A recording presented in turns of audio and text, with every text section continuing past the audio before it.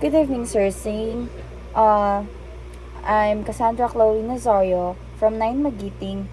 Magsusorry lang po ako ngayon ng maaga dahil wala po akong maipapakitang copies dahil yung copy ko po ng Eco Journal is as a province na naiwan ko po. Well, about naman po sa update ng aking Eco Journal, my Eco Journal po is not that very interesting po dahil wala po talaga akong interesting nagagawa sa buhay ko. And about po sa ipon ko na nung una is nasa 2K plus I think po. And ngayon is medyo bumaba every time na nag-update po ako ng Eco Journal through second quarter and third quarter. Medyo bumaba po yung ipon ko dahil po lagi po ako nagkakasakit and may mga problems po na kailangan po ng tulong ko, and I try my best po na makapag-ipon sa ngayon, pero di po talaga kinaya dahil sa mga bills na need bayaran, need mag-ambag. As for now po, this fourth quarter, ang natitira na lang po sa ipon ko is asa 1,945.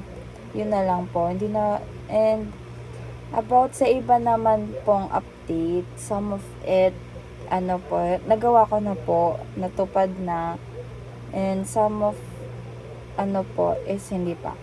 Pero, I will promise you po na everything po sa nangyari sa Eco Journal ko is mangyayari soon.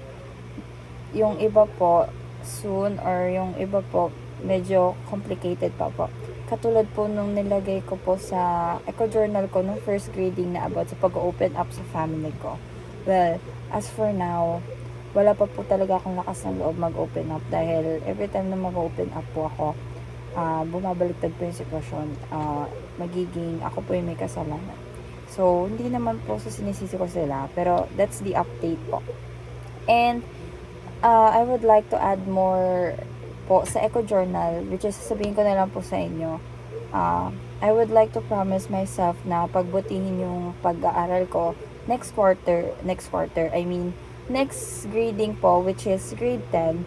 I will promise you po na I will do my best and I will do everything po na hindi makakasira sa grades ko at hindi ako magkakaroon ng bagsak na grades. Yun lang po. Thank you po, sir. Good evening.